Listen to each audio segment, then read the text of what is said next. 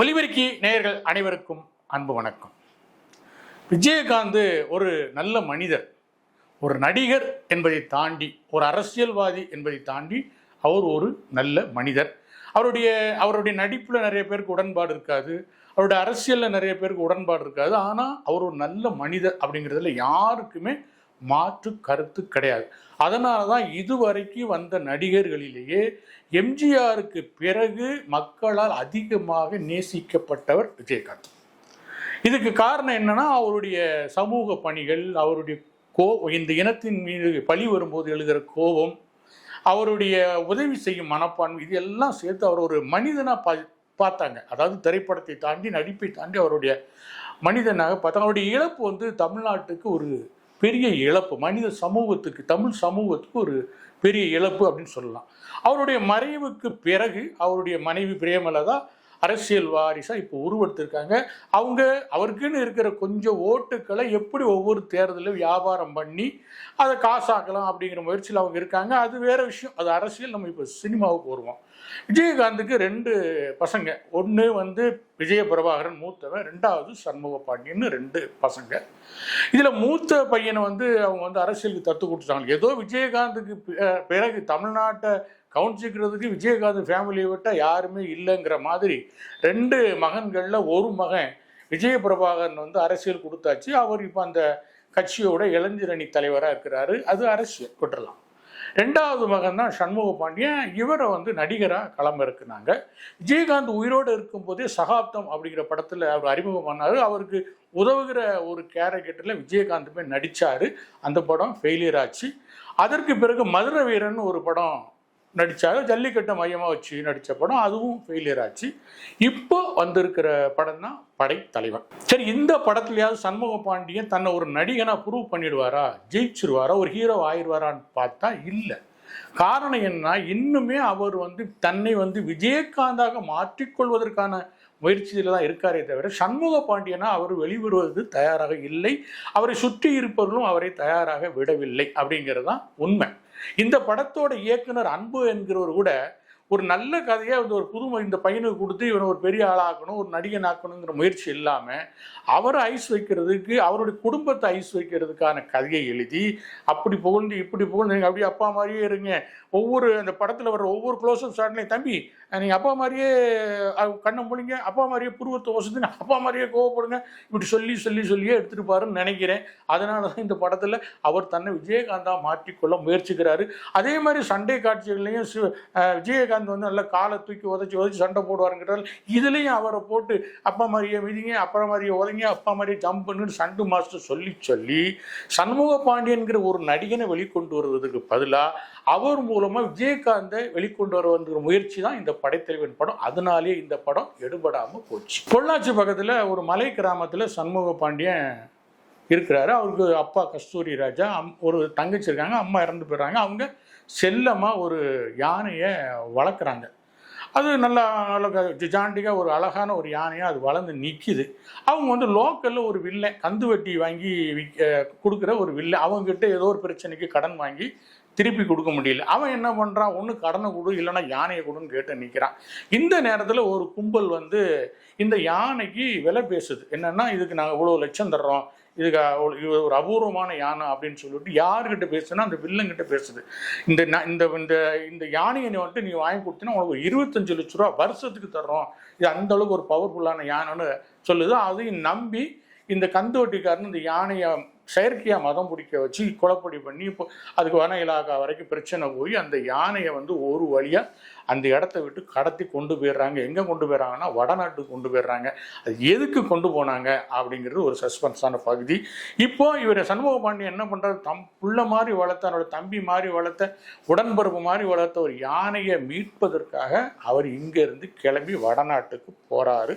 அங்கே போய் யானையை மீட்டாரா, யானையை மீட்டு கொண்டு வந்தாரா, யானை எதுக்காக கடத்தப்பட்டது அப்படிங்கிறது தான் இந்த படத்தோட கதை. இந்த கதையை விஜயகாந்த் இருக்கும்போதே அவரே ஓகே பண்ண கதைன்னு சொல்கிறாங்க. சொன்னாங்க. ஏன்னா இந்த கதையை சொல்லும் போது பார்த்தீங்கன்னா அவ்வளோ பிரமிப்பாக இருக்கும். அப்படி வடநாடு யானை கடத்தல், அது நரபலி, அது இது நான் சொல்லும்போது விஜயகாந்த் என்ன நினச்சிருப்பாரு, ஓ நம்ம கேப்டன் பிரபாகரன் மாதிரி இந்த படம் வரும் போல் இருக்கேன்னு தான் அவர் மைண்டில் ஓடி இருக்கும். அதை நினச்சிக்கிட்டு அவர் ஓகே பண்ணியிருக்கலாம்.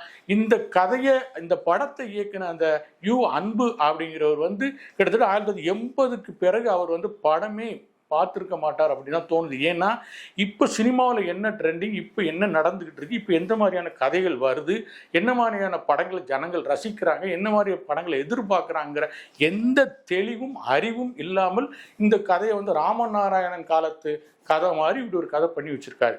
உதாரணம் சொல்ல, இவர் சொல்றதெல்லாம் யானை கேட்கும். யானை முதல்ல லாரியில் ஏற மறுக்கும். இவர் நீ போப்பா, நான் உன்னை மீட்டுட்டு வந்துடுவேன்னு சொல்கிறாரு. அதுக்கப்புறம் அது ஏறுது. ஒரு முக்கியமான முடிவுகள் எடுக்கும்போது யானைகிட்ட கேட்குறாங்க, அதுவும் தலையாட்டி சரி சொல்லுது.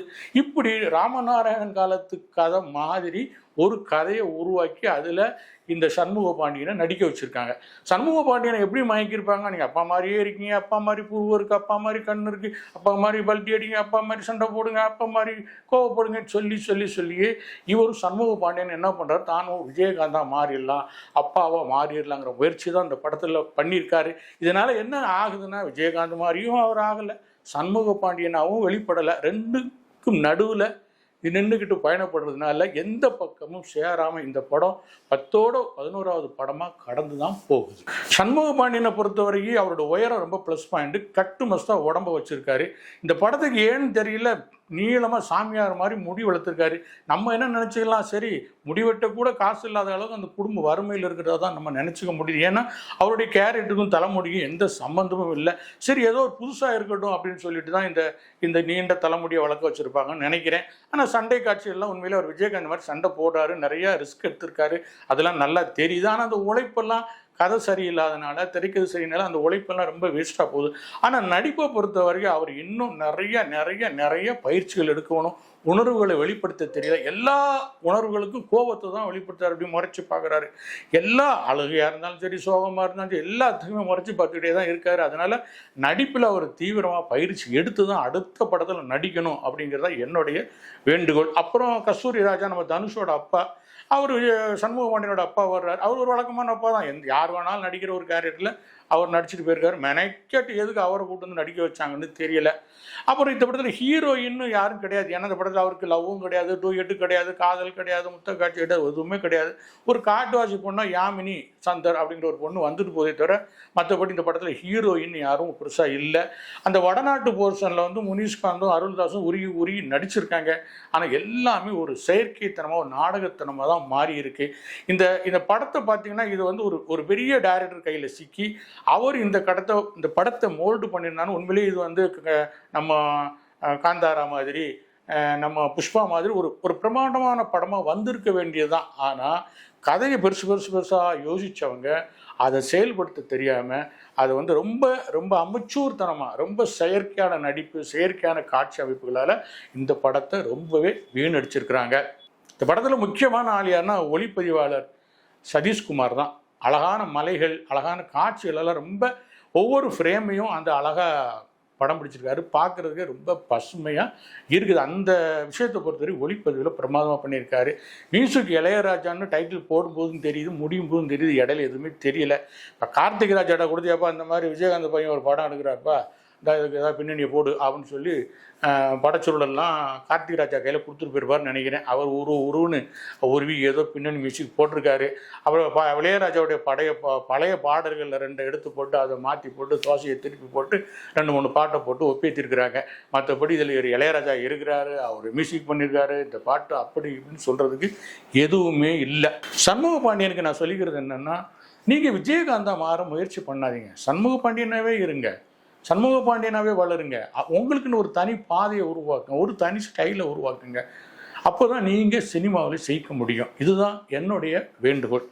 இந்த படத்துக்கு ஒலிபரியோட நட்சத்திர மதிப்பீடு 2.5.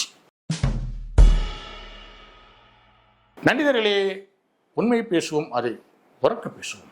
இந்த நிகழ்ச்சி உங்களுக்கு பிடிச்சிருந்தா லைக் பண்ணுங்கள், ஷேர் பண்ணுங்கள், சப்ஸ்கிரைப் பண்ணுங்கள். நன்றி, வணக்கம்.